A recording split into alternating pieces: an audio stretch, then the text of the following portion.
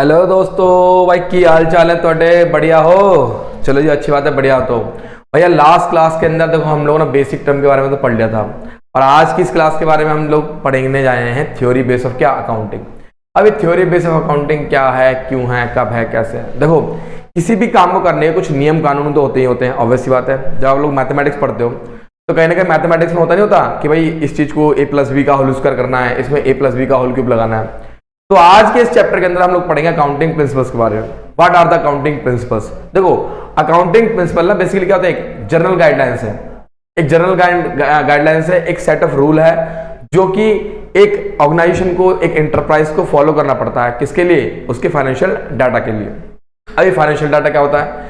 शायद आप लोगों ने फाइनेंशियल डाटा में पढ़ा भी था कि जिसके अंदर हम लोग बैलेंस शीट बनाते हैं, ट्रायल बैलेंस बनाते हैं, ट्रेडिंग अकाउंट बनता है, प्रॉफिट एंड लॉस अकाउंट बनता है, और जिसके अंदर हमारा प्रॉफिट पता लगता है और साथ ही साथ हमको पता लगता है कि हमारी एसेट्स कितनी है और हमारी लायबिलिटीज कितनी है। तो मेरे बच्चे आज के इस वीडियो के अंदर हम लोग यही सब सीखेंगे कि क्या क्या अकाउंटिंग प्रिंसिपल्स है, इनके क्या क्या यूजेस हैं और क्या क्या इनके हमारे लिए आगे चल के फ्यूचर में बेनिफिट देते हैं। तो दोस्तों शुरुआत करते हैं, ज्यादा समय व्यर्थ ना करते हुए थ्योरी बेस ऑफ क्या, अकाउंटिंग। आ जाइए, चलिए देखिए क्या कहता है सर। आइए इसके अंदर आज हम क्या स्टडी करेंगे भैया? स्टडी सर जी हम इसके अंदर करेंगे एक तो प्रिंसिपल्स को, ठीक है जी, प्रिंसिपल्स को भी, और आगे चल के इसमें एक और क्या आएगा, कन्वेंशंस। क्या आएंगे मेरे बच्चे? कन्वेंशंस। अगर हम लोग बात करें प्रिंसिपल्स की तो प्रिंसिपल्स ना बेसिकली क्या होती है, कुछ सर्टेन क्या होती है, एजम्पशंस होती हैं। क्या होती है मेरे बच्चे? हाँ जी, एजम्पशन हो सकती है।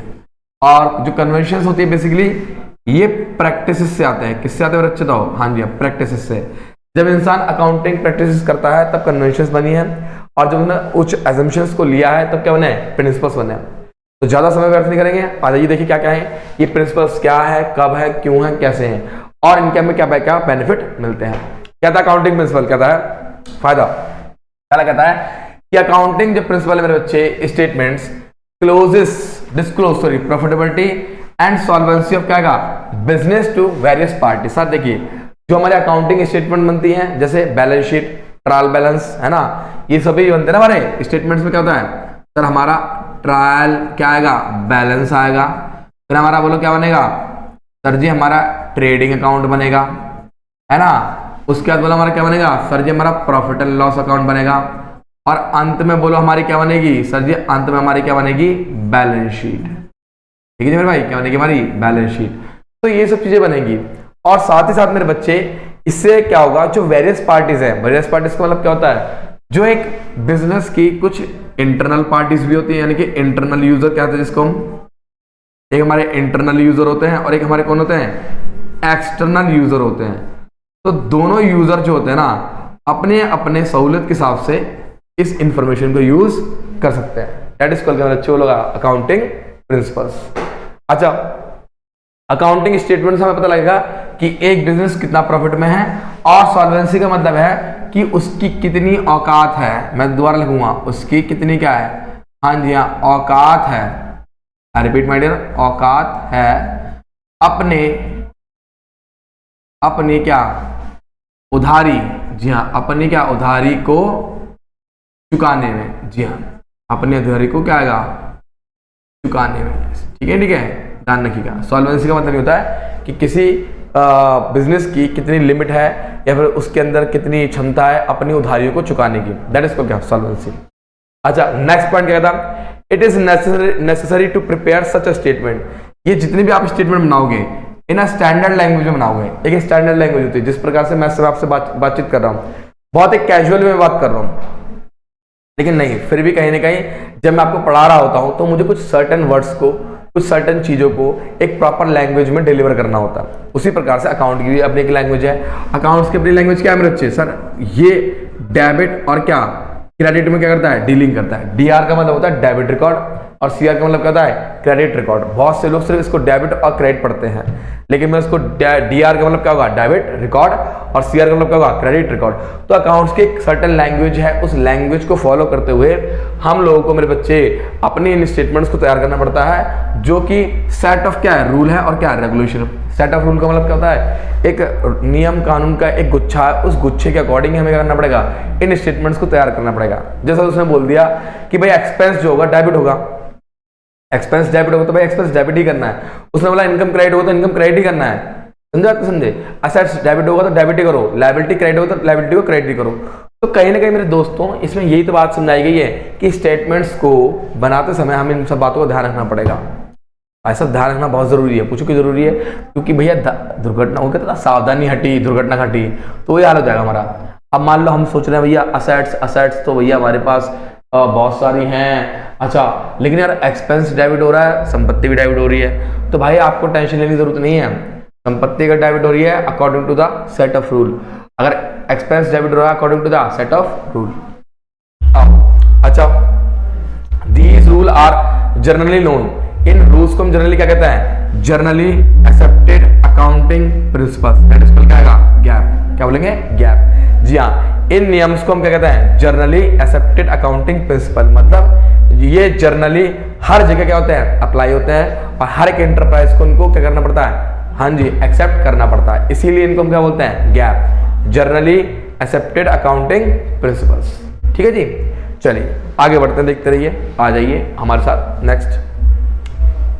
अच्छा, फीचर्स क्या है अकाउंटिंग प्रिंसिपल के? फीचर क्या है भैया? पहली चीज तो ये है कि देखो इस धरती पर जो भी चीज बनाई गई है मानव द्वारा बनाई गई है, सिर्फ पेड़ पौधों को छोड़कर।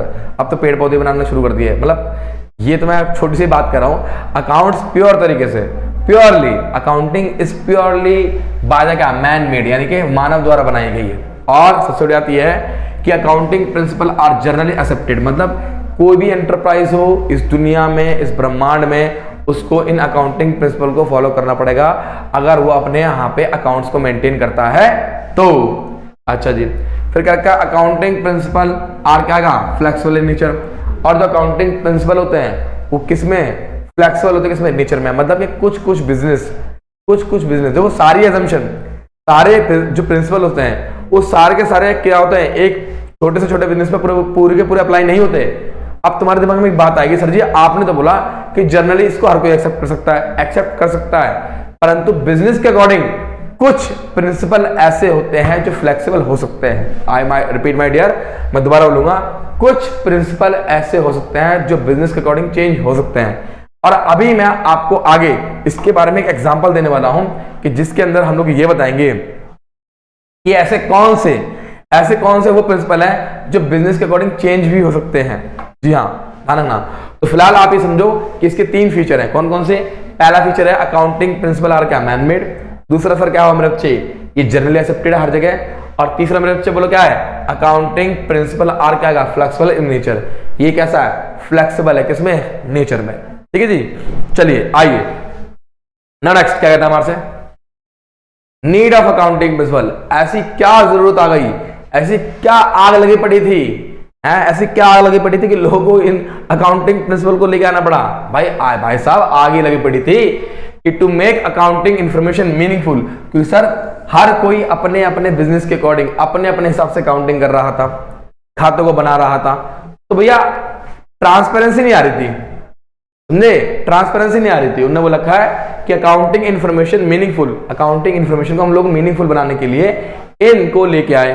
तो इट्स एक्सटर्नल एंड क्या? इंटरनल। मतलब कि जो लोग, जो यूजर हैं, जो अकाउंटिंग के जो यूजर है, बाहर के लोग और क्या अंदर के लोग, दोनों ही इसको अच्छे से समझ सकें कि भाई बिजनेस के अंदर क्या हालात चल रहे हैं, प्रॉफिट वाले हालात चल रहे हैं या फिर क्या लॉस वाले हालात चल रहे हैं। इसीलिए हम लोग क्या लेके आए हैं? अकाउंटिंग इंफॉर्मेशन को लेके आए, ताकि वो क्या रहे? मीनिंगफुल हो। किसके लिए? इसके एक्सटर्नल यूजर और क्या इंटरनल यूजर, दोनों के लिए। उन्होंने क्या रखा यहाँ पे? इट इज नेसेसरी, ये जरूरी है, that financial statement are prepared according to these principle. उसने साफ साफ कह रखी है कि हमको अगर फाइनेंशियल स्टेटमेंट बनानी है तो भाई इन प्रिंसिपल के अकॉर्डिंग बनानी पड़ेगी। हम लोग अपने हिसाब से क्या करेंगे? अकाउंटिंग नहीं करेंगे, क्योंकि भैया देखो भिन्न भिन्न प्रकार के भांति भांति लोग, और जब भांति भांति लोग तो सोच भी क्या होगी? भांति भांति होगी। और जब सोच भांति भांति होगी तो इससे क्या फर्क पड़ेगा? इससे फर्क ये पड़ेगा कि कहीं ना कहीं जो स्टेटमेंट्स बनेंगी वो बायस्ड का मतलब क्या हो गया? लोग बाग शायद उनको अपने नजरिए से सोच सकते हैं। अकाउंटिंग प्रिंसिपल ने इस चीज को पूरी तरह क्या कर दिया? खत्म कर दिया कि भाई आप लोग अपने हिसाब से सोचोगे। आप किसके हिसाब से सोचोगे? अकाउंटिंग प्रिंसिपल के अकॉर्डिंग सोचोगे। और ये प्रिंसिपल सभी बिजनेस के लिए एक तरह से क्या बराबर है, यानी कि ये जो नियम धर्म कानून होगा वो सभी बिजनेस पे क्या होगा? एक सार, एक तरीके से, एक एक वे में क्या होगा, अप्लाई होगा। ऐसा नहीं किसी और के लिए कैसा अप्लाई हो गया और किसी और के लिए कैसा हो गया, ना ना ना ना ना, सबके लिए एक जैसा होगा, ठीक है ना, सबके लिए एक जैसा। मान यार क्या हो रहा है आज, एसी में दिखा 20 रहा है और है 16 पे, पता नहीं कैसी कैसी चीज चलती रहती है। मेरी जिंदगी ना खराब चल रही है मुझे लग रहा है। एक तो गले के सुरताल सारे बिगड़ चुके हैं, है ना। एक गाना आया था, मिले सुर मेरा तुम्हारा तो सुर बने हमारा, तो मेरा सुर तो चला ही गया उस हमारे में से, तो ठीक है जी। आ जाओ आ जाओ आ जाओ आ जाओ लो जी लो। अब है टाइप ऑफ अकाउंटिंग प्रिंसिपल, आ जाओ। अब मैं आपके ना इस भ्रांति को दूर करता हूं कि जिसमें एक बात कह रखी थी कि अकाउंटिंग प्रिंसिपल आर क्या, फ्लेक्सिबल। आ जाओ जरा ध्यान सुनो क्या कहता है क्या रखा है, going concern concept. Going concern, sir क्या होता है गोइंग कंसर्न? अरे गोइंग कंसर्न क्या होता है सर जी? कहता है as per this concept it is assumed, हम लोग ये मान के चलते हैं, हम लोग ये मान के चलते हैं। एज्यूम, मैंने क्या बोला था, एजम्पशन बोला था ना, मैंने क्या कहा था मेरी जान, एजम्पशन। क्या बोला था, assumption. That the business will continue to exit for a long term period in future, मतलब कि बिजनेस जो चलेगा वो एक लंबे समय तक चलेगा। हम लोग बिजनेस कभी साल 2 साल के लिए नहीं करेंगे, हम 10 साल के लिए से नहीं भी करेंगे, हम लोग 20 साल 50 साल 60 साल 100 साल 70 साल के लिए करेंगे, या फिर उससे भी ज्यादा, मैनी मोर।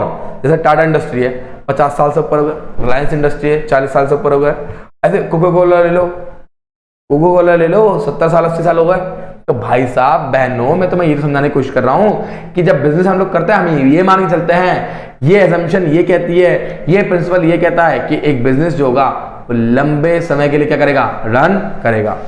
चलिए, and the transaction are recorded in the books of क्या बिजनेस, और जो ट्रांजेक्शन होंगी वो क्या होंगी, बुक्स के अंदर रिकॉर्ड कर जाएंगी। ऑन द एजम्पशन, इस एजम्पशन में दैट कंटिन्यूइंग एंटरप्राइज, हम लोग इस बेसिस पे ट्रांजेक्शन को रिकॉर्ड करेंगे कि जो हमारी एंटरप्राइज है वो लंबे समय तक क्या करेगी, रन करेगी, लंबे समय तक क्या होगी, चलेगी। ठीक है जी, चलिए आइए नेक्स्ट मेरे बच्चे आ जाओ। अच्छा एक बात सुनो, कहते ना मालिक इसमें एक चीज ये भी होती है, मान लो ऑनर मर गया, गोइंग कंसर्न में क्या, ऑनर मर गया फिर भी बिजनेस चलता रहता है। पूछो कैसे? आज की डेट में सर रतन टाटा है, उनकी डेथ होने वाली है, बहुत बीमार चल रहे हैं। अगर सर रतन टाटा मर गए तो क्या बताओ, टाटा इंडस्ट्री बंद हो जाएगा? बिल्कुल नहीं। जमशेद टाटा ने जो है ये स्टार्ट करी थी टाटा इंडस्ट्री, कहां पर, आई थिंक जमशेद नगर टाटा में। कहां पे? जमशेद नगर टाटा में, जी हाँ मुझे याद आया, जमशेद टाटा में गलत बोल गया, सॉरी। जमशेद नगर जो था ना उसका नाम टाटा, मतलब टाटा नगर रख दिया था एक तरह से, क्योंकि टाटा इंडस्ट्री एक ऐसी इंडस्ट्री है जो आई थिंक आजादी से पहले की इंडस्ट्री है, आजादी के बाद भी चल रही है और आजादी से पहले की भी थी। तो मेरे बच्चे उस जगह का नाम टाटा इंडस्ट्री के नाम से रख दिया, उस जगह को जमशेद नगर क्या टाटा नाम रख दिया। आप सुनो मेरी ध्यान से बात को, वो कहता है टाटा इंडस्ट्री के मालिक मर गए, धीरूभाई मर गए, और धीरूभाई मर जाएंगे तो क्या रिलायंस इंडस्ट्री बंद हो गई? नहीं बंद हुई ना, अभी भी चल रही, नहीं चल रही, ठीक है। तो यही तो बात कर रहा है कि गोइंग कंसर्न ये कहता है कि बिजनेस लंबे समय तक चलेगा। लेकिन अगर मैं बात करूं यहाँ पे सोल प्रोप्राइटरशिप की, अगर मैं यहाँ बात करूं इसकी सोल प्रोप्राइटरशिप की, तो कुछ कुछ बिजनेस ऐसे होते हैं कि अगर मालिक मर गया तो बिजनेस भी क्या हो जाएगा, बंद हो जाएगा। जैसे अब मान लो एक मोमोज वाला है, वो अपना छोटा सा बिजनेस चला रहा है, अचानक से भगवान न करे उसकी डेथ हो गई, हार्ट अटैक आ गया, मर गया, तो भैया उसका बिजनेस तो बंद हो जाएगा। क्यों? क्योंकि मान लो उसके जो बेटे हैं वो बहुत छोटे छोटे हैं, उसने आज बिजनेस करा, मान लो 1 तारीख को, है ना, 1 तारीख को बिजनेस करा, 6 महीने तक उसका बिजनेस अच्छा खासा चला। अब उसके छोटे छोटे 2 बच्चे हैं, एक 4 साल का, एक 5 साल का, भाई वो मर गया। अब उसकी बीवी इतनी सक्षम नहीं थी कि बिजनेस चला पाए, तो सर क्या हुआ, वो बिजनेस को बंद करना पड़ेगा, नहीं पड़ेगा? इसका मतलब ये होगा कुछ कुछ जगहों पर ये अकाउंटिंग प्रिंसिपल क्या होता है, चेंज हो जाते हैं। यही इसका आपको लॉजिक समझा रहा था मैंने आपसे क्या बोला था, थोड़ा सब्र करो, आपको सब कुछ मिलेगा। ठीक है मेरे भाई, आ जाओ नेक्स्ट। क्या कहता है consistency concept, it states that, ठीक है, दैट अकाउंटिंग जो प्रिंसिपल है and the method should remain consistent, मतलब वो कहता है कि अकाउंटिंग जो प्रिंसिपल है या फिर जो मेथड है, अगर आपने एक बार अडॉप्ट कर लिए तो भाई साहब आप उनको लंबे समय तक, यानी कि 1 साल से क्या आने वाले और सालों तक क्या करोगे, कंटिन्यू करोगे। सर जी कैसे? आओ सुनना से, इसका बेस्ट एग्जांपल है डेप्रीसिएशन। ध्यान सुनिएगा, डेप्रीसिएशन, डेप्रीसिएशन। और डेप्रीसिएशन हम लोग जैसे जानते हैं क्या मतलब होता है इसका, सर इसका मतलब होता है reduction, I repeat my dear, क्या लिखा मैंने यहाँ पे, reduction in the value of क्या आएगा, असेट्स अकॉर्डिंग टू क्या आएगा बोलो, टाइम एंड इट्स क्या आएगा, तो use, according to time and क्या इट्स क्या यूज। और मेथड, जी हाँ, डेप्रीसिएशन को कैलकुलेट करने के मेथड भी होते हैं मेरे बच्चे, जी हाँ, डेट स्कूल क्या कैलकुलेशन मेथड, क्या है बच्चे, क्या लिखा मैंने यहाँ पे, कैलकुलेशन क्या लिखा मैंने यहाँ पे, मेथड। तो भाई बहनों कैलकुलेशन का जो मेथड है, पहला मेथड है आपके 11th क्लास के अकॉर्डिंग, सर एक है हमारा स्ट्रेट लाइन मेथड, जी हाँ, that is called straight line क्या आएगा, मेथड। और दूसरा मेरे बच्चे कौन सा है, रिटर्न डाउन वैल्यू मेथड, क्या लिखा मैंने यहाँ पे, रिटर्न डाउन, बोलो क्या आएगा, वैल्यू मेथड। ठीक है तो अगर आप लोगों ने इन दोनों में से मान लीजिए अगर आपने इसको फॉलो करा है या फिर इसको फॉलो किया है, तो दोनों में से जौन सा भी आप लोग अप्लाई कर रहे हो, तो भाई इसको ऐसा नहीं कि आप एक ही बार अप्लाई करोगे, आप उसको हर साल अप्लाई करोगे, आप बार बार मेथड को चेंज नहीं करोगे। इस प्रिंसिपल का ये कहना है, कंसिस्टेंसी का मतलब ये होता है कि अगर आप लोगों ने किसी भी एक मेथड को अप्लाई कर लिया एक बार, तो उसको साल दर साल यूज करो, क्योंकि इससे आपको तुलना करने में क्या होगी, बहुत आसानी होगी।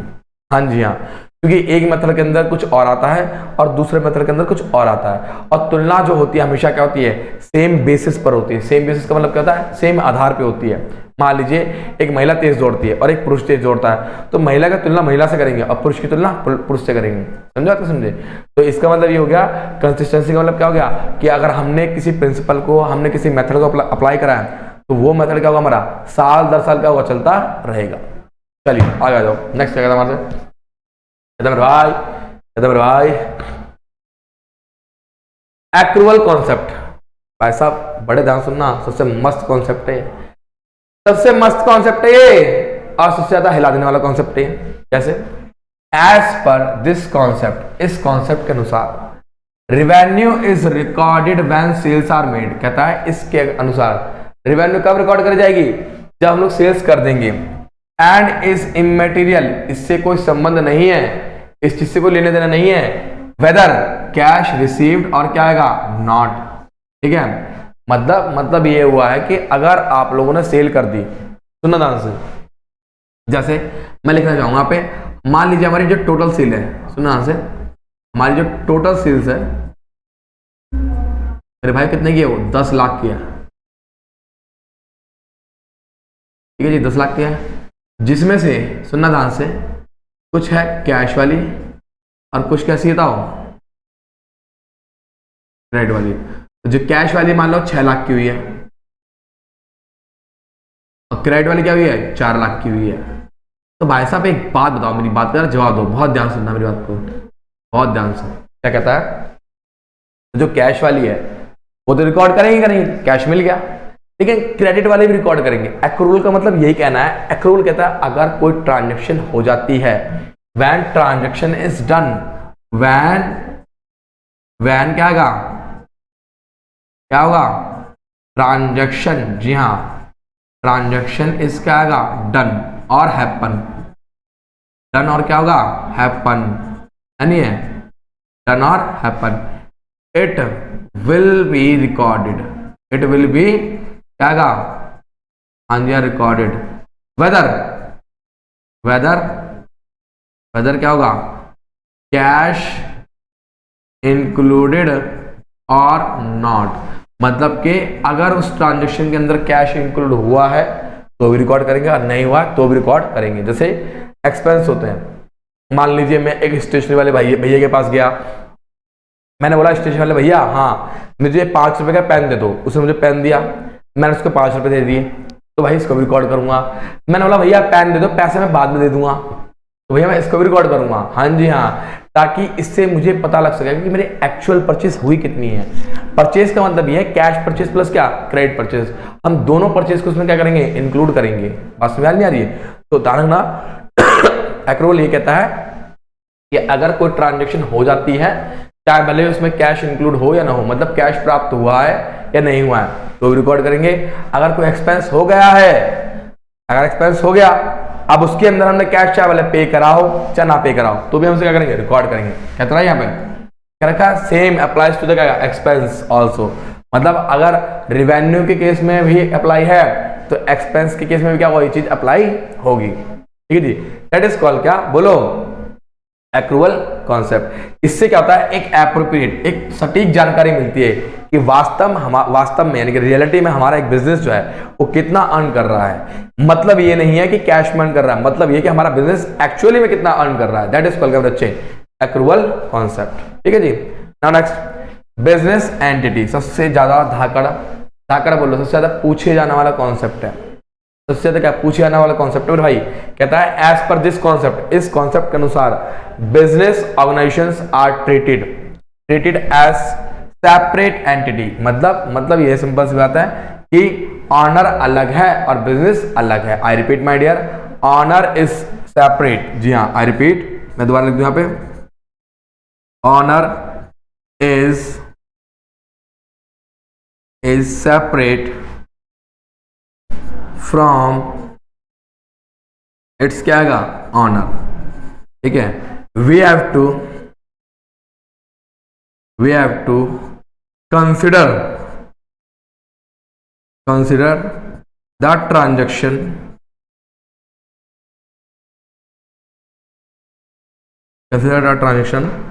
On the basis, on the क्या आएगा, ऑन द बेसिस ऑफ क्या है, बिजनेस।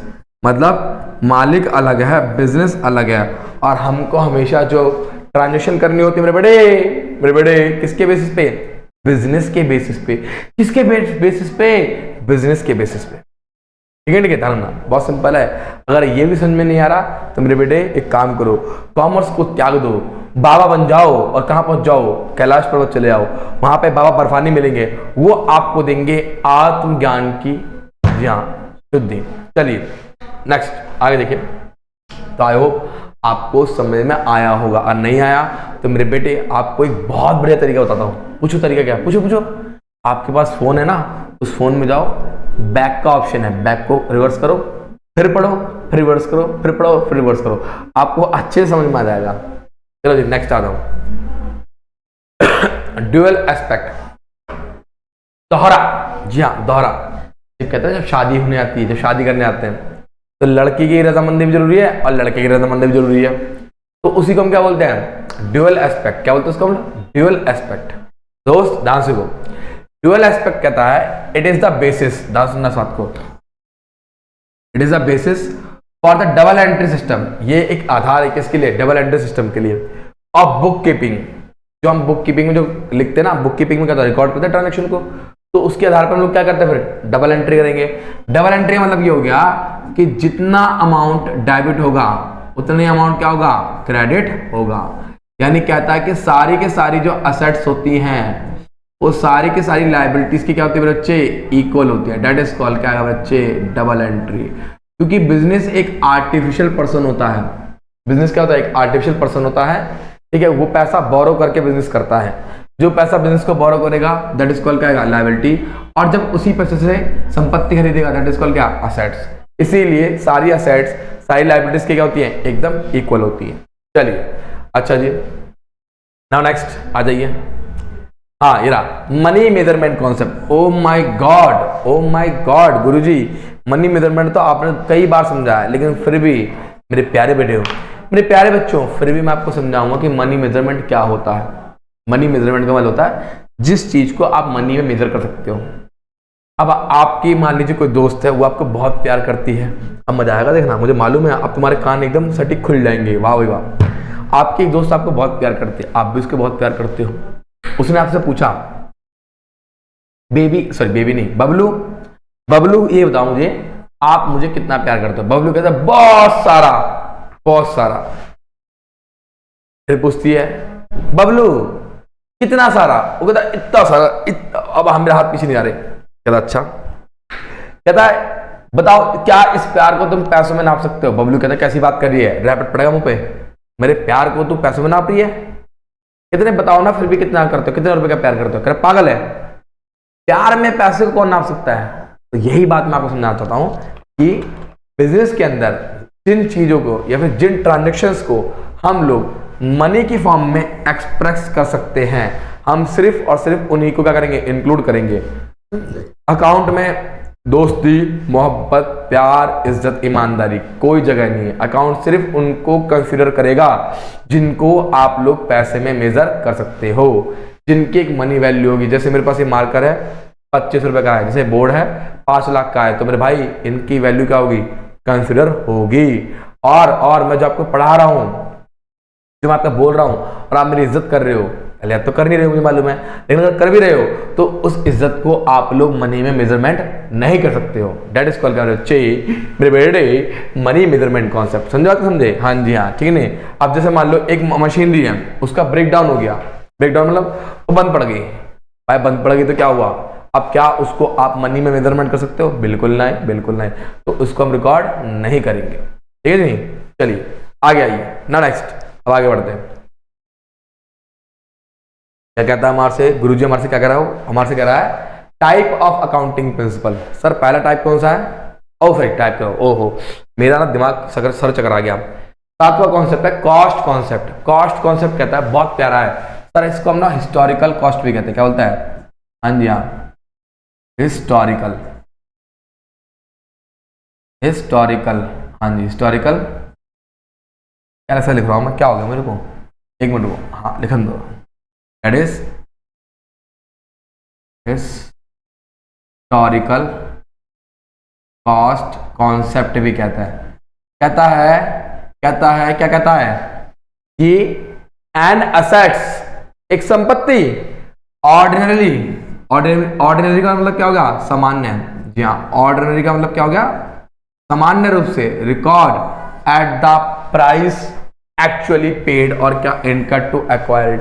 एक संपत्ति को हम उस प्राइस पर रिकॉर्ड करेंगे जो वास्तव में हमने उसके लिए पे करा है, या फिर जिस प्राइस पर हमने उसके लिए एक्वायर किया। जैसे मैं आपको एक सिंपल सी बात बताऊंगा, बहुत सारी महिलाएं ना हमारे दिल्ली में, ऐसा बोलो, हमारे दिल्ली में चांदनी चौक है, चांदनी चौक में बताएगा बहुत सारी चीजें मिलती हैं, सोने, हीरे, जवाहरात, साड़ियाँ। तो वहाँ पे साड़ी भी सस्ती से सस्ती मिलेगी, महंगी से महंगी मिलेगी। तो कुछ महिलाएं वहाँ से ना 1000 रुपये की साड़ी खरीद के लाती है, और जब पार्टी वार्टी में जाती है तो क्या बोलती हैं, 10,000 रुपये की है, 10,000 रुपये की है मेरी साड़ी, 10,000 रुपये की है। अबे भाई 1000 रुपये खरीद के लाई है तो 10,000 क्यों बता रही है? तो अकाउंट यही कहता है, अकाउंट कहता है बहन जी आप चाहे 10,000 बोलो, आप चाहे 1 लाख बोलो, बिल में कितना लिखा हुआ है? 1,000 रुपये लिखा हुआ ना, तो बस मैं बिल के हिसाब से 1,000 रुपये से क्या करूंगा? रिकॉर्ड करूंगा। तो कॉस्ट कॉन्सेप्ट यही है कि हम लोग हमेशा एक संपत्ति को उसके पेड प्राइस पर या फिर उसके क्या परचेजिंग प्राइस पर ही क्या करते हैं? लिखते हैं। समझा? समझे? दैट इज कॉल्ड क्या? Cost concept. आ जाओ, अगला है accounting period concept. Oh my god, accounting period, भाई सब सुनना से, फाइनेंशियल जो पीरियड होता है ना हमारा बेसिकली सर वो होता है 12 मंथ्स का। कितने मंथ्स का होता है ना? 12 मंथ्स का, जी हाँ। और ये शुरुआत होती है, जो इसकी ओपनिंग होती है मेरे बेटे, ध्यान सुनिए, इसकी जो ओपनिंग होती है वो होती है मेरे बेटे, कब होती है? 1 अप्रैल, और नेक्स्ट ईयर 31 मार्च को क्या हो जाएगा इसका? दी एंड। क्या हो जाएगा? 31 मार्च को बोलो क्या हो जाएगा? दी एंड। और 31 मार्च को सर हम लोग क्या करेंगे? हाँ जी हाँ, कैलकुलेट करेंगे कि हमारे पास क्या आया है, या तो हमारा नेट प्रॉफिट आएगा या फिर हमारा बोलो क्या आएगा? नेट लॉस आएगा। क्या आएगा? नेट लॉस आएगा। क्या मेरी बात क्लियर है? हाँ जी हाँ। तो अकाउंटिंग पीरियड ये कहता है कि हमारे जो बुक्स ऑफ अकाउंट्स होते हैं वो 12 मंथ्स के लिए बनते हैं। जो अप्रैल वाले दिन जितने भी बैलेंस होंगे, अप्रैल वाले दिन जितने भी हमारे बैलेंसेस होंगे उसको हम क्या बोलेंगे? ओपनिंग बैलेंस, ठीक है जी। और इस वाले दिन हम क्या बोलेंगे? 31 मार्च को क्या बोलेंगे? क्लोजिंग बैलेंस, ठीक है जी। दैट इज कॉल्ड क्या? Closing balance. इसको हम क्या कहेंगे? अकाउंटिंग पीरियड कॉन्सेप्ट, ठीक है जी। और हमने एक बिजनेस की लाइफ को, आई रिपीट माय डियर, हमने बिजनेस की एक लाइफ को इंटरवल में बांटा है। और कितने इंटरवल में बांटा है? 12-12 महीने के, 12-12 महीने के इंटरवल में बांटा है, यानी कि 1 साल के इंटरवल में बांटा है। हर 1 साल के अंदर हम उसके करेंगे, एक बैलेंस शीट बनाएंगे, एक प्रॉफिट निकालेंगे, ट्रायल बैलेंस बनाएंगे, ताकि हमें ये पता लगा सके कि पिछले साल की तुलना में हमने इस साल कितना कमाया और कितना गवाया। दैट इज कॉल्ड क्या? बोलो अकाउंटिंग पीरियड कॉन्सेप्ट।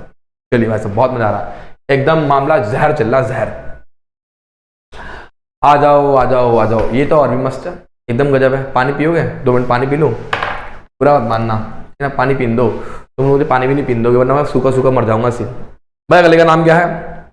अगले का नाम है मैचिंग कॉन्सेप्ट। क्या कहता है matching concept? Matching the revenues earn during an accounting period. क्या रखा है? जितनी भी आपने कमाया है, जो भी आपने कमाया जो भी आपने कमाया एक अकाउंटिंग पीरियड में, अकाउंटिंग पीरियड का मतलब क्या हो गया? 12 महीने में आपने 12 महीने में जितना भी कमाया है, ठीक है ध्यान सुनना, ठीक है, और जो भी इसकी कॉस्ट आई है। अब देखो किसी भी इनकम को कमाने में कुछ कॉस्ट आती जाती है, उस कॉस्ट को हम क्या कहते हैं? एक्सपेंस। क्या बोलते हैं उसको हम लोग? एक्सपेंसेस कहते हैं। क्या बोलते हैं बेटा? एक्सपेंसेस। ध्यान सुनिएगा, वो यही तो बात बोलता है। मैचिंग कॉन्सेप्ट के अंदर हम लोग क्या करते हैं? सभी प्रकार के जो हमारी रिवेन्यू, हाँ जी क्या बोला मैंने, जो हमारी रिवेन्यू रिसिप्ट होती है, वो सभी प्रकार के हम लोग क्या करते हैं? रिवेन्यू एक्सपेंसेस में से क्या कर देते हैं? माइनस कर देते हैं। और उसके बाद जो हमें नेट रिजल्ट मिलता है, या तो हमारा क्या होगा? नेट प्रॉफिट होगा, ठीक है मेरे भाई, या फिर हमारा क्या होगा? वो नेट लॉस होगा।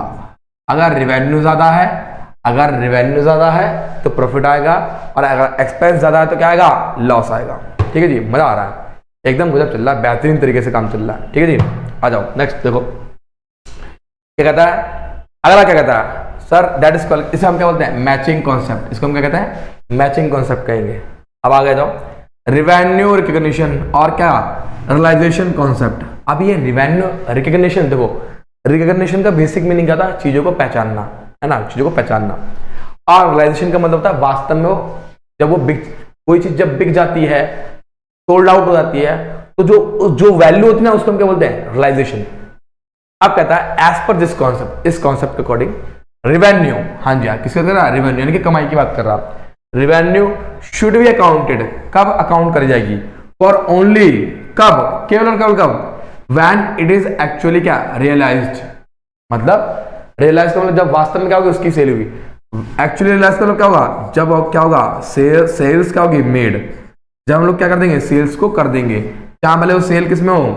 कैश में हो या फिर किस में हो? क्रेडिट में हो। किस में हो? क्रेडिट में। जी हाँ, तो हमने क्या है? और it has become certain that revenue will be क्या? रियलाइज्ड।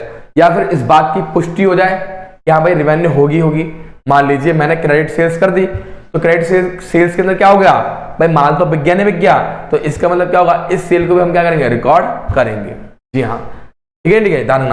और हमने बेसिक टर्म के अंदर एक ऐसी इनकम के बारे में पढ़ा भी था, दैट इज था हमारा बच्चे एक्रूड इनकम। क्या था वो? एक्रूड इनकम, मतलब कि एक ऐसी इनकम विच इज अर्न, ध्यान रखना, आई रिपीट, लिखूंगा मैं यहाँ पे, विच इज क्या आएगा? अर्न बट नॉट क्या आएगा? रिसीव। तो हम लोग ऐसी ट्रांजेक्शन्स को भी क्या करेंगे बेटा? रिकॉर्ड करेंगे। ऐसी ट्रांजेक्शन्स को भी रिकॉर्ड करेंगे, अकाउंटेड करेंगे, क्योंकि हमने इनकम कमा तो लिया ना। यानी कि कोई ऐसा इंसिडेंट जिससे मुझे ये पता लग जाए कि मेरी इनकम हो चुकी है, मुझे रिसीव हो चुकी है, तो भी रिकॉर्ड करूंगा। या फिर कोई भी एक ऐसा इंसिडेंट जिससे मुझे ये तो पता लग जाए कि इनकम जनरेट हो चुकी है, चाहे भले रिसीव हुई हो चाहे ना हुई हो। यानी कि आप लोग इसको एज सिमिलर किसके रूप में मान सकते हो? एक्रूवल की तरह मान सकते हो। ठीक है जी, ठीक है। चलिए दैट इज कॉल्ड क्या? Revenue recognition. चलो मेरे बच्चे आगे आ जाओ। ओ माय गॉड, ऑब्जेक्टिविटी बहुत प्यारा है, बहुत सुंदर है, बहुत दुलारा है, माँ का लाडला है ये। क्या कहता है? कहता है दिस प्रिंसिपल ऑफ अकाउंटिंग का ये प्रिंसिपल स्पेसिफाइज, इस बात पे जोर देता है, that transaction should be recorded in an objective manner. मतलब जब हम लोग ट्रांजैक्शन को रिकॉर्ड करेंगे तो तरीके से करेंगे, तमीज से करेंगे। ठीक है, that should be unbiased in nature, उसके अंदर अनबाइज्ड नेचर होना चाहिए। मतलब कि ये नहीं होना चाहिए कि हम इस वाले ट्रांजैक्शन को रिकॉर्ड करेंगे, इस वाले ट्रांजैक्शन को रिकॉर्ड नहीं करेंगे। मतलब अगर कोई ट्रांजैक्शन, सुनना ध्यान से, मान लीजिए बिजनेस ने क्या करा? पे किया है, बिजनेस पे करा, बिल पे करा, कितने रुपए का? मतलब ₹1000 का। ठीक है, फ्रॉम क्या गया? Business cash. बिजनेस के कैश से बिल पे करा गया, कितने का, 1000 रुपए का, तो मेरे भाई इसको भी रिकॉर्ड करेंगे। लेकिन अगर ऑनर ने, सुनो ध्यान से, ऑनर ने सर क्या करा, विड्रॉ किया, विड्रॉ करा ₹1000 फ्रॉम बिजनेस, फ्रॉम क्या गया, बिजनेस, बहुत ध्यान सुनना, from business for personal purpose, और मेरे अच्छे क्या गया, पर्सनल बोलो, क्या जाएगा, पर्पस, पर्सनल पर्पस हो गया, ठीक है, ठीक है। तो मेरे बच्चे ये भी क्या होगा, रिकॉर्ड होगा, ये भी क्या होगा, रिकॉर्ड किया जाएगा। क्यों किया जाएगा, क्योंकि ये बिजनेस से रिलेटेड है, तो हम लोग अनबाइस्ड होके काम करेंगे। हम लोग किसी भी ट्रांजैक्शन को बाइस्ड होके, यानी कि पक्षपात होके काम नहीं करेंगे। अगर कोई चीज, कोई संपत्ति, कोई भी असेट्स मालिक यूज करता है तो उसका भी ट्रांजैक्शन रिकॉर्ड किया जाएगा, और बिजनेस जो यूज कर रहा है उसका रिकॉर्ड किया जाएगा। और साथ ही साथ हम लोग इस तरह से ट्रांजैक्शन को रिकॉर्ड करेंगे कि प्रॉपर तरीके से, मतलब जैसे सारी की सारी जो कैश वाली है वो एक साथ रिकॉर्ड कर दो, सारी क्रेडिट वाली एक साथ रिकॉर्ड कर दो, परचेज वाली एक साथ कर दो, सेल वाली एक साथ कर दो, तो सारी रिकॉर्ड करेंगे, पर एक तरीके बता कि हम लोगों को ये पता लग जाए कि वास्तव में हमने एक्चुअल कैश ट्रांजैक्शन कितनी करी है और क्रेडिट ट्रांजैक्शन हमने कितनी करी है। तो ध्यान रखना, ऑब्जेक्टिविटी यही है, सिंपल सी बात है कि आपको अनबाइस्ड होकर काम करना है और सारी ट्रांजैक्शन को इस तरीके से लिखना है कि आपका उद्देश्य उससे पूरा हो सके। अगर एक बिजनेस ये जानना चाहता है कि उसने इस साल कितना उधारी में माल बेचा है तो वो पता लग सके, एक बिजनेस ये जानना चाहता है कि उसने कितना माल कैश में बेचा है तो उसको वो पता लग सके। दैट इज कॉल्ड अच्छे ऑब्जेक्टिविटी कॉन्सेप्ट। ठीक है जी, ठीक है, चलो जी आ जाओ नेक्स्ट, देखो क्या कहता है। Oh my God, by conventions, by conventions पता क्या होते हैं sir, in can not be break, हाँ जी, कैन नॉट बी क्या आएगा, ब्रेक, और कैन नॉट बी चेंज, जानना बात को। अकाउंटिंग कन्वेंशंस, पहली बात तो कैन नॉट बी क्या आएगा, चेंज, ये चेंज नहीं हो सकती है, पहली चीज तो ये सुन लो ध्यान से, अकाउंटिंग कन्वेंशंस को हम चेंज नहीं कर सकते, बिल्कुल भी चेंज नहीं कर सकते, जैसी दे रखी है वैसे यूज करेंगे। और ये आती कहां से, ये आती है प्रैक्टिस से, अकाउंटिंग की प्रैक्टिस से आती है, क्या अकाउंटिंग कन्वेंशंस आती है, हाँ जी, प्रैक्टिस मतलब लोगों ने बहुत पहले बहुत सारी ट्रांजैक्शन करी, बार बार करी, वो होता नहीं होता कि जैसे मान लो क्या कहते हैं उसको, करत करत अभ्यास के जड़मत हो सुजान, रस्सियावत जात शिल्प परत निशान। तो भाई लोगों ने बार बार अकाउंटिंग प्रैक्टिस करी, काम किया, तो उन्हें पता लगा कि कुछ चीजें ऐसी हैं जो अकाउंट्स में क्या है, फिक्स है, जिनको हम लोग हिला नहीं सकते, जिनको हम डुला नहीं सकते हैं। आ जाओ, क्या है वो, पहला है कन्वेंशंस ऑफ फुल्ली डिस्क्लोजर। क्या कहता है मेरे बच्चे कि अकाउंटिंग स्टेटमेंट्स जो आप लोग अकाउंटिंग स्टेटमेंट बना रहे हो, यानी कि ट्रायल बैलेंस हो गया, बैलेंस शीट हो गई, ट्रेडिंग अकाउंट हो गया, प्रॉफिट एंड लॉस अकाउंट हो गया, शुड डिस्क्लोज, उसके अंदर सारी चीजें क्या होनी चाहिए, चिपकी होनी चाहिए, फुल्ली और क्या कंप्लीटली, मतलब सारी चीजें जुड़ी होनी चाहिए, ऑल द सिग्निफिकेंट इंफॉर्मेशन, सभी प्रकार की महत्वपूर्ण जानकारी, फाइनेंशियल स्टेटमेंट के अंदर सभी प्रकार की महत्वपूर्ण जानकारी क्या होनी चाहिए, अटैच होनी चाहिए, ठीक है, बेस्ड ऑन विच, जिसके बेसिस पर जो हमारी वेरियस पार्टीज होंगी, वेरियस इंटरेस्टेड पार्टीज होंगी, और हमारी वेरियस पार्टी कौन कौन सी होती है बोलो, इंटरनल यूजर और क्या एक्सटर्नल यूजर, उसके बेसिस पर अपना वो डिसीजन ले पाए। तो पहला प्रिंसिपल बहुत सिंपल है, वो यही कहता है कि आपको फाइनेंशियल स्टेटमेंट के अंदर सभी प्रकार की महत्वपूर्ण जानकारियों को जोड़कर भेजना पड़ेगा, ताकि जिससे ये पता लग सके कि जो हमारी पार्टीज है, जो हमारे यूजर है, उसका यूज करके भविष्य में होने वाली, आई रिपीट माय डियर, भविष्य में होने वाली जो क्रियाएं हैं, सुनना ध्यान से, वो तय कर सके। अब तुम सोचोगे सर जी ये बताओ, सर जी ये बताओ, ये सिग्निफिकेंट इंफॉर्मेशन क्या होती है? अरे नेट प्रॉफिट कितना था, नेट प्रॉफिट कितना है, और ट्रेडिंग अकाउंट में प्रॉफिट आया कि नहीं आया, पीएनएल में क्या हो गया सीन, ठीक है, हमने माल कितना परचेस करा, क्रेडिट में कितना परचेस करा, कितना माल डूब गया, ये सारी इंफॉर्मेशन क्या है, सिग्निफिकेंट है, ठीक है। और ये भी एक चीज और है कि इससे फाइनेंशियल स्टेटमेंट से ये पता लगेगा कि एक बिजनेस की कितनी लिमिट है, कितनी औकात है, वो अपने डेब्ट्स को चुका सकता है। ओ माय गॉड, मैं कितनी मेहनत कर रहा हूं, मैं बहुत थक गया। आ जाओ अगला देखो, कन्वेंशन ऑफ क्या है, मटेरियलिटी। अब ये मटेरियलिटी क्या होती है, मटेरियलिटी क्या होती है, मटेरियलिटी क्या होती है, it require the disclosure of the significant information. इसके अंदर क्या जरूरत पड़ती है, इसको जरूरत है किसकी, उन सिग्निफिकेंट इंफॉर्मेशन की जरूरत है, inclusion of which would influence the decision, मतलब कि आप ऐसे समझ सकते हो इसके अंदर कि हम सिर्फ और सिर्फ अपनी महत्वपूर्ण जानकारी के बारे में क्या करेंगे, बातचीत करेंगे, बस सिर्फ और सिर्फ महत्वपूर्ण जानकारी। ठीक है। इंक्लूजन का मतलब क्या होता है, छोड़कर। क्या होता है, छोड़कर।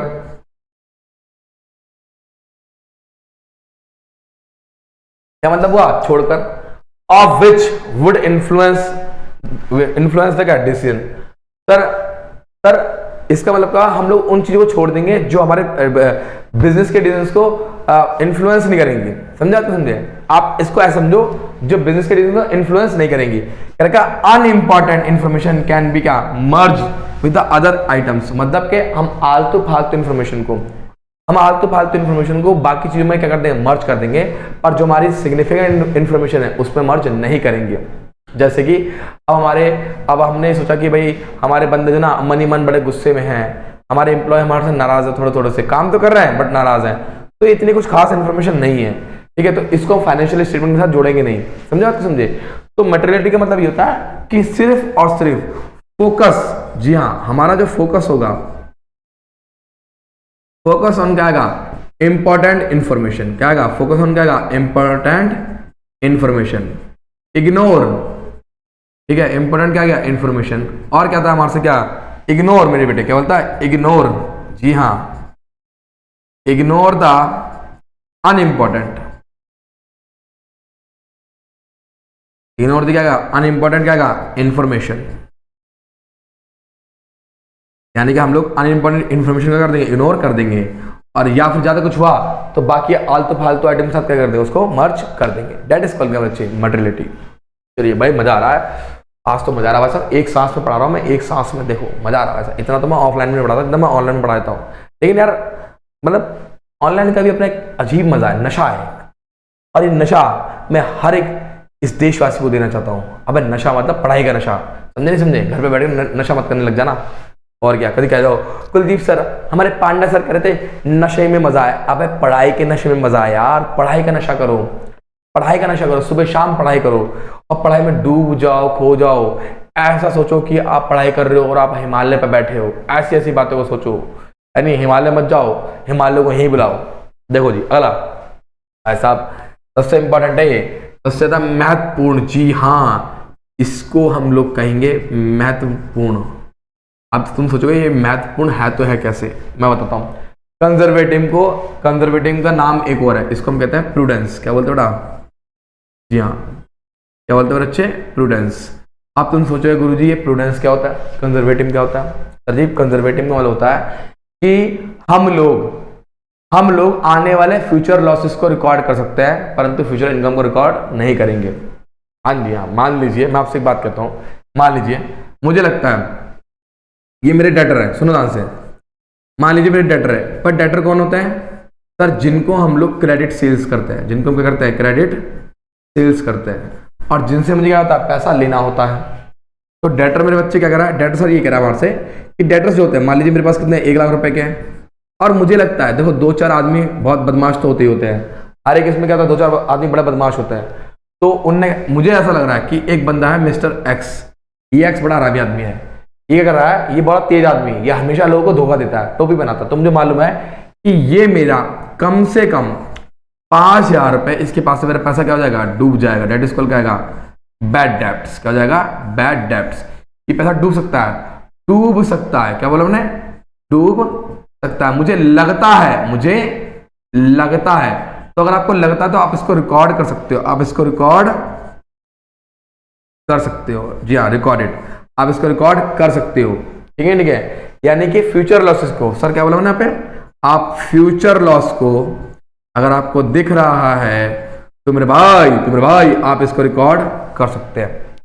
फ्यूचर लॉस को रिकॉर्ड कर सकते हो और फ्यूचर इनकम को रिकॉर्ड नहीं करोगे, क्योंकि ध्यान सुनना मेरी बात को, वो हाँ कहेगी इसकी कोई गारंटी नहीं है, लेकिन वो ना कहेगी इसकी गारंटी जरूर होती है। इसीलिए हम लोग क्या करते हैं, प्रॉफिट की बात नहीं करते, किसकी बात करते हैं, हमेशा लॉस की।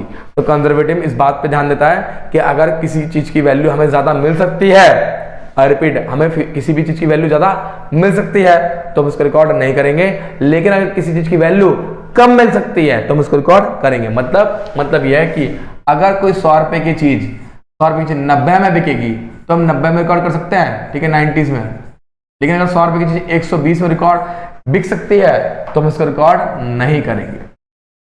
दैट इज कॉल्ड क्या बच्चे, कन्वेंशन ऑफ कंजर्वेटिव, यानी कि एंटीसिपेट नो प्रॉफिट, प्रॉफिट में कोई भागीदारी नहीं होनी चाहिए लेकिन लॉसेस में सारी भागीदारी हो सकती है, ठीक है, हो सकती है। आ जाओ next. O my God, system of accounting, ये बहुत प्यारी चीज है भाई सब। इसके अंदर आप लोग ध्यान सुनना और ध्यान समझने की कोशिश भी करना। भाई दो प्रकार के सिस्टम होते हैं, एक होता है एक्रूवल सिस्टम जो कि मैंने आपको समझाया था, और क्या होता है कैश सिस्टम। अब ध्यान सुनो इस बात को, एक्रूवल सिस्टम क्या कहता है? एक्रूवल सिस्टम कहता है revenue is recorded when sales are made immaterial whether the cash received और कैन नॉट। मतलब ये है कि हम लोग एक्रूवल कॉन्सेप्ट सिंपल सी बात कहता है कि अगर हमने सेल कर दी तो हम उसे रिकॉर्ड कर देंगे।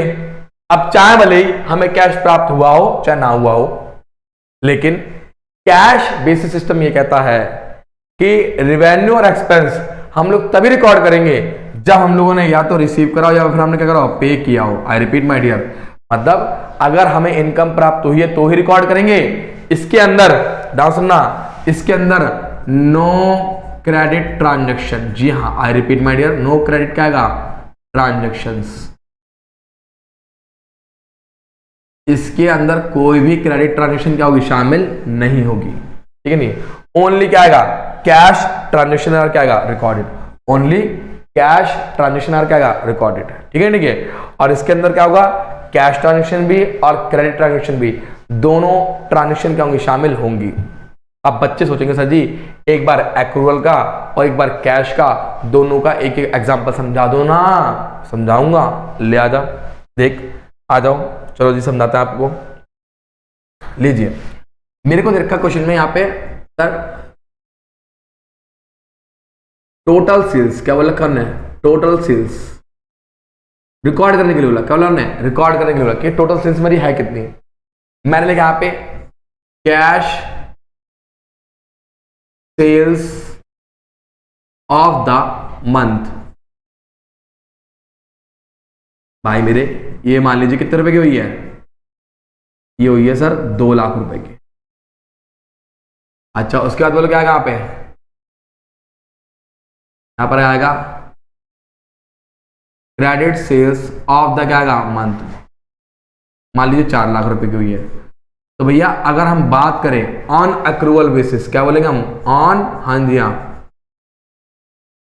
एक्रूवल बेसिस की बात करें तो मेरे बच्चे हमारी जो टोटल सेल्स है, हमारी क्या जो टोटल सेल्स है वो कितनी आएगी सर जी, आएगी 6 लाख। कितनी आएगी बेटा, 6 लाख, जी हाँ, रुपीज 6 लाख। क्योंकि एक्रूवल कहता है चाहे कैश में हो चाहे क्रेडिट में हो, दोनों ही क्या करो, रिकॉर्ड करो। लेकिन अगर हम बात करें यहाँ पे कैश बेसिस की बात करें, क्या करें, कैश बेसिस की बात करें, तो सिर्फ और सिर्फ क्या आएगी, कैश सेल्स इज कंसिडर, जी हाँ, कंसिडर फॉर द क्या आएगा,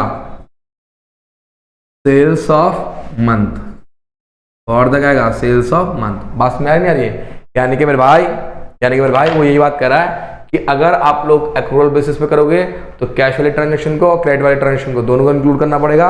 लेकिन कैश बेसिस में हम लोग सिर्फ और सिर्फ एक ट्रांजेक्शन को तभी रिकॉर्ड करेंगे जब वास्तव में हमारे पास क्या आएगा, कैश आएगा या फिर कैश जाएगा।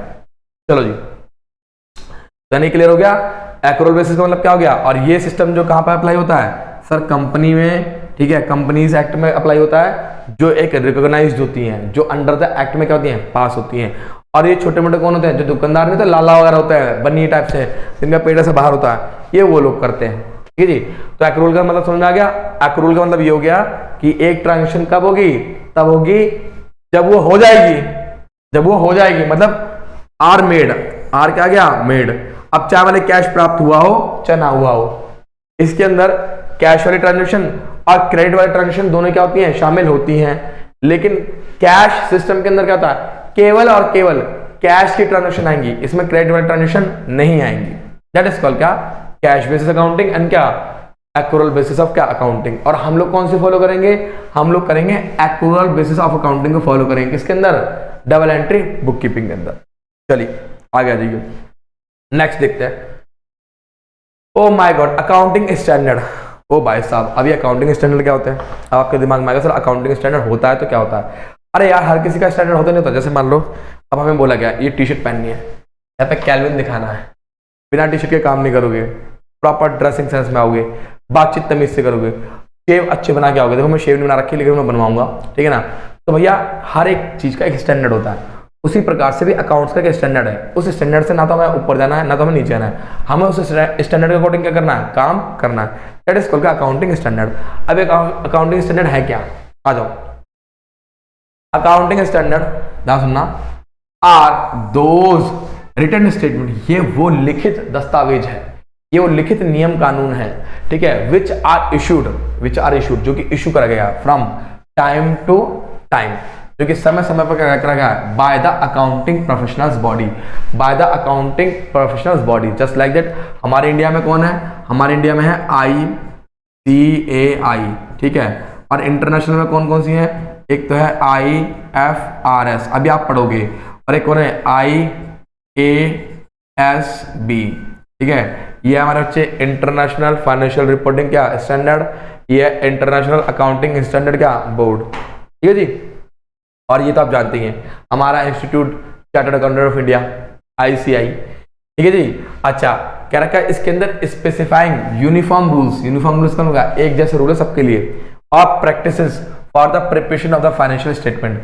इसके अंदर वो सभी नियम कानून धर्म है जो कि एक फाइनेंशियल स्टेटमेंट को बनाते समय हमें क्या करना पड़ेंगे, फॉलो करना पड़ेंगे।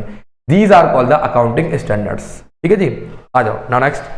बोर तो नहीं हो रहे यार, देखो अगर बोर हो रहे हो तो बता देना, मैं डांस कर दूंगा, ठीक है।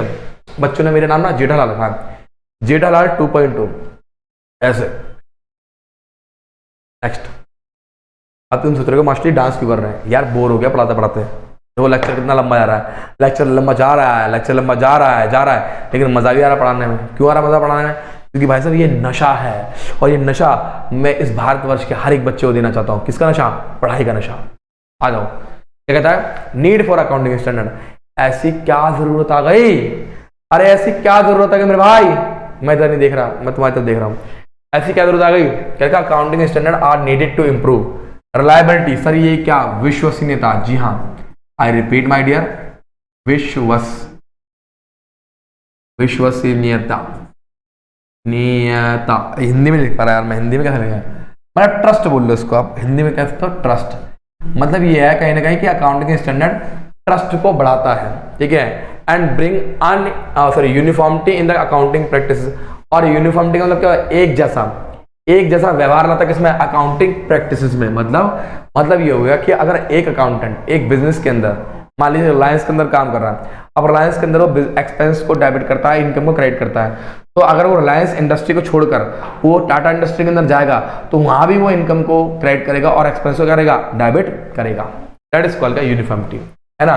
और इस बात की इंश्योरिटी देता है कि ट्रांसपेरेंसी होनी चाहिए, मतलब कि जो चीजें लिखी गई हैं वो समझ में आनी चाहिए, क्लियर होनी चाहिए, कंसिस्टेंट तरीके से होना चाहिए काम। और कंपेरेबिलिटी का मतलब क्या होता है, जिसमें जिन चीजों को हम कंपेयर कर सकते हैं, हमें इस तरह से चीजों को तैयार करना है कि तुलना करने में हमारे लिए क्या है, आसानी रहे इन क्या, फाइनेंशियल इन्फॉर्मेशन में। That is called accounting standards. आ जाओ, आओ बेनिफिट ऑफ अकाउंटिंग स्टैंडर्ड। क्या क्या बेनिफिट है इसके, अब तुम सोचोगे सर जी क्या क्या बेनिफिट है, सोचो रहो, ध्यान सोचो क्या क्या बेनिफिट है। कहता है अकाउंटिंग स्टैंडर्ड मेक द, पहला बेनिफिट, पहला फायदा, जी हाँ आपका फायदा। देखिए क्या कहता है, accounting standard makes the financial statement का मोर रिलायबल। मतलब अकाउंटिंग स्टैंडर्ड से ना क्या होता है कि अगर कोई स्टेटमेंट बनती है, अगर कोई ट्रेडिंग अकाउंट बनता है, कोई प्रॉफिट लॉस अकाउंट बनता है, कोई बैलेंस शीट बनता है, तो उस पर हम ट्रस्ट कर सकते हैं, क्योंकि हमें मालूम होगा कि जो उसके अंदर लिखा गया उसकी नॉलेज हमें भी है। हमें मतलब सबको नहीं होती है, जिन्होंने अकाउंट्स पढ़ रखा होगा उनको नॉलेज होगी कि हाँ भाई जो लिखा गया है असेट्स के अंदर अगर मान लीजिए प्लांट लिखा गया तो सही है ना, मशीन लिखा गया सही है। तो कहीं ना कहीं स्टैंडर्ड्स क्या करते हैं, स्टेटमेंट्स को और ज्यादा क्या बनाते हैं, विश्वसनीय बना देते हैं, क्योंकि हर जगह स्टैंडर्ड एक जैसे ही क्या करते हैं, फॉलो किए जाते हैं। अच्छा next, accounting standards help in resolving the conflict, मतलब ये है कि इससे क्या होता है कि आपके जो झगड़े होते हैं वो सुलझ जाते हैं, ठीक है। Of financial interest among the क्या वेरियस पार्टीज। भाई कैसे, ऐसे कैसे, देखो एक बात सुनो, वेरियस पार्टीज के जो झगड़े हैं, मैं मान लो एक एग्जांपल देता हूँ, जैसे गवर्नमेंट है। अब गवर्नमेंट ने क्या बोला, हम तुमसे टैक्स लेंगे। अब तुम कहते हो सर जी हमने तो 15 लाख कमाया, गवर्नमेंट कहती है मैं पूरे 15 लाख पे टैक्स लूंगी, लेकिन तुम कहते हो नहीं सर जी हमारे पास कुछ खर्चे भी तो हुए हैं, हमारे कुछ एक्सपेंस तो देख लो। गवर्नमेंट कहती है नहीं नहीं नहीं नहीं, लेकिन अकाउंटिंग स्टैंडर्ड ने इस बात की पुष्टि करी है कि आप टेंशन मत दो, जितनी भी वेरियस पार्टीज हैं, चाहे वो इंटरनल यूजर हो चाहे वो एक्सटर्नल यूजर हो, सर सबके लिए नियम धर्म क्या होंगे, एक जैसे ही होंगे। मतलब ये कि अगर जो इलेक्ट्रिसिटी का बिल है अगर वो डेबिट है तो सर वो डेबिट क्या है, सबके लिए है, वो डेबिट क्या है, सबके लिए, ठीक है। केवल रिलायंस के लिए डेबिट नहीं होगा, वो टाटा के लिए भी डेबिट होगा, वो कैलविन के लिए भी क्या होगा, डेबिट होगा, ठीक है जी, ठीक है। तो ध्यान रखना, कहीं ना कहीं अकाउंटिंग स्टैंडर्ड लड़ाई झगड़ों को सुलझाने में वो क्या करता है, बहुत हेल्प करता है, ठीक है जी। क्योंकि सर कुछ लोग सोचते हैं नहीं यार ये हमारे नजरिए से तो इनकम है, तुम्हारे नजरिए से तो एक्सपेंस है, उसके नजरिए से वो है, उसका नजरिया क्या कहता है तेल लेने गया, तुम्हारा क्या कहता है तेल लेने गया। अकाउंटिंग स्टैंडर्ड क्या कहता है, ये मायने रखता है, डेट इज कॉल्ड क्या, कन्फ्लिक्ट को दूर करना। अच्छा थर्ड कहता है accounting standards ensure that consistency, वो इस बात की इंश्योरिटी रखता है कि किसी भी अकाउंट के अंदर कंसिस्टेंसी होनी चाहिए। अर्थात कहने का मतलब ये हो गया कि अगर आप लोग काम कर रहे हो, आप अकाउंट्स मेंटेन कर रहे हो, तो भैया अगर आपने किसी मेथड को एक बार फॉलो करा है तो आप बार बार उसी मेथड को क्या करोगे, फॉलो करोगे। जैसे मैंने बताया ना अभी थोड़ी देर पहले कि डेप्रिसिएशन के कितने मेथड होते हैं, बताओ, 2 होते हैं। पहला क्या था, एसएलएम यानी कि स्ट्रेट लाइन मेथड, दूसरा क्या था बताओ, डब्ल्यूडीबी मेथड। तो भैया अगर आपने एसएलएम लगा दिया यानी कि पहले वाला लगा दिया, तो अब साल 10 साल आप उसी को यूज करोगे, ऐसा नहीं करोगे कि एक साल कुछ और एक साल और कुछ और। क्योंकि अगर आप कंसिस्टेंसी रखोगे तभी तो आपको तुलना करने में यानी कि कंपैरेबिलिटी का मतलब क्या हो गया, तुलना करने में आपको क्या होगी, सहायता होगी, किसकी, फाइनेंशियल स्टेटमेंट की, ठीक है जी, ठीक है। आ जाओ नेक्स्ट कहता है accounting standards significantly reduce the chances of manipulation of frauds. जी हाँ दोस्तों, अगर उनने बोल दिया है कि बिल पेमेंट एक्सपेंस होगा, तो भाई साहब कोई माई का लाल जोर लगा ले ऊपर से लेके नीचे तक का, वो पेमेंट ही कहलाएगा, वो एक्सपेंस ही कहलाएगा, क्योंकि अकाउंटिंग स्टैंडर्ड ने क्या दिया है। तो इसका मतलब यह है कि अकाउंटिंग स्टैंडर्ड से एक चीज तो बहुत अच्छी होती है, बोलो क्या होती है, कि मैनिपुलेशन यानी कि चेंजेस जो होते हैं बिल्कुल ही क्या होते हैं, खत्म हो जाते हैं, और फ्रॉड होने के चांसेस क्या होते हैं, बिल्कुल खत्म हो जाते हैं। हाँ जी हाँ, कोई बंदा अपने अकॉर्डिंग चीजों को चेंज नहीं करेगा ना बदलेगा, ठीक है, ना तो चेंज करेगा ना तो बदलेगा, वो अकाउंटिंग स्टैंडर्ड के थ्रू ही जो नियम धर्म दिए गए उनके अकॉर्डिंग क्या करेगा, काम करेगा। और हाँ अगर करता भी है तो भाई साहब उसको हम पकड़ सकते हैं, क्योंकि हमें भी क्या होगी, जानकारी हो किसकी, स्टैंडर्ड्स की, किसकी, रूल्स की। आ जाओ नोट, सर ये अकाउंटिंग स्टैंडर्ड हर जगह अप्लाई होते हैं, तो है किसको छोड़ के, एनजीओ को छोड़ के, क्योंकि एनजीओ बेसिकली क्या होती है सर, नॉन प्रॉफिट होती है, उनका उद्देश्य प्रॉफिट कमाना नहीं होता। और ये जो स्टैंडर्ड्स होते हैं ये सर किसके ऊपर अप्लाई होती है, सर प्रॉफिट बेस्ड, या क्या बोला मैंने सर, अप्लाई, क्या बोला मैंने, अप्लाई ऑन क्या आएगा, प्रॉफिट मोटिव बिजनेसेस, ठीक है जी, प्रॉफिट मोटिव क्या आएगा, बिजनेसेस। चलिए आगे जाइए, नेक्स्ट देखते क्या कहता है।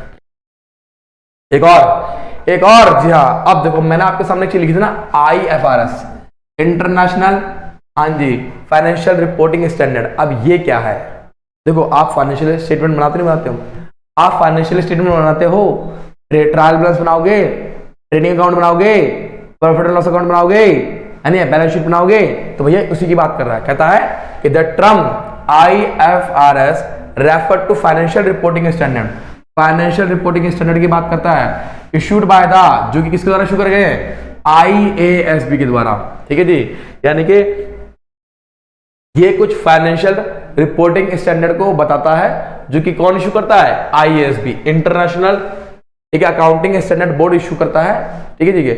ये उन चीजों को बताएगा, कौन बताएगा, IFRS। इशू किसने करा, IASB ने।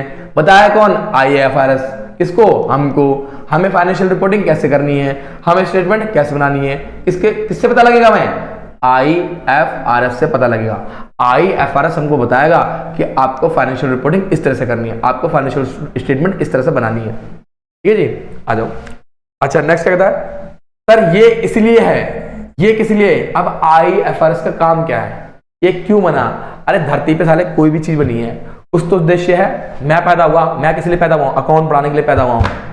तो भाई मैं पढ़ा रहा हूं ना, पढ़ा रहा, तो मेरे भी तो कोई उद्देश्य है। तो जब IFRS बना तो इसका भी तो कोई उद्देश्य होगा। देखो जरा, कहता है to make financial statement more consistent.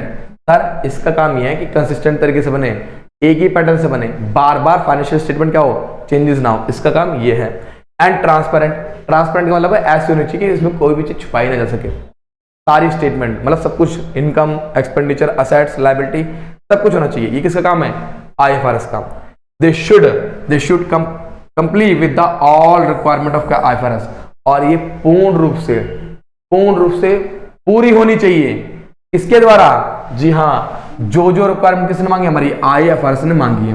अब रिक्वायरमेंट क्या है? तो ये अब आगे पढ़ेंगे, CA के बाद पढ़ेंगे हम लोग, तो CA में पढ़ेंगे कि IFRS क्या बोलता है, ठीक है, अकाउंटिंग स्टैंडर्ड क्या कहता है। वो ये बात बोल रहा है कि क्या they should complete with all requirement of IFRS, यानी कि हमारी जो फाइनेंशियल स्टेटमेंट है वो सर किसके अनुसार IFRS के अनुसार बननी चाहिए। जो उसने डिमांड करी है हम उसके अकॉर्डिंग अपनी फाइल, क्या बैलेंस शीट को, ट्रायल बैलेंस को, नेट प्रॉफिट को, या फिर ट्रेडिंग अकाउंट को उसी के अनुसार बनाएंगे।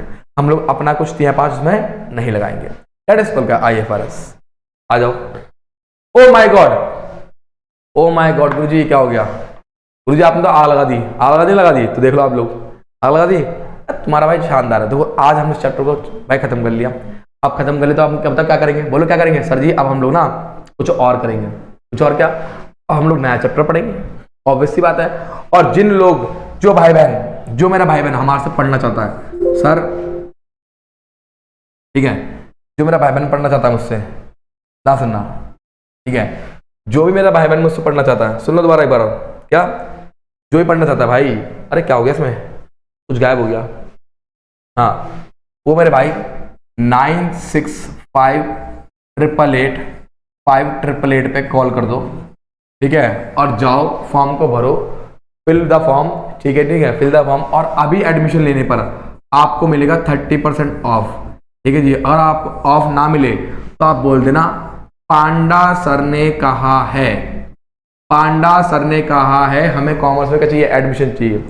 तो भाइयों बहनों, जितने भी मेरे फ्यूचर में आने वाले CA, CS, ICW जितने भी हैं, सबके सब मिलके आग लगा दो, तोड़ दो, फोड़ दो, ठीक है। तो चलो मेरे दोस्तों, मिलते हैं हम किसमें अपने नेक्स्ट वीडियो के अंदर। तब तक के लिए अपना ध्यान रखिए, सतर्क रहिए, सुरक्षित रहे। मैं आपका अपना कुलदीप कुमार, मिलता हूं अपने किसमें नेक्स्ट वीडियो के अंदर। तब तक के लिए bye bye, tata, see you.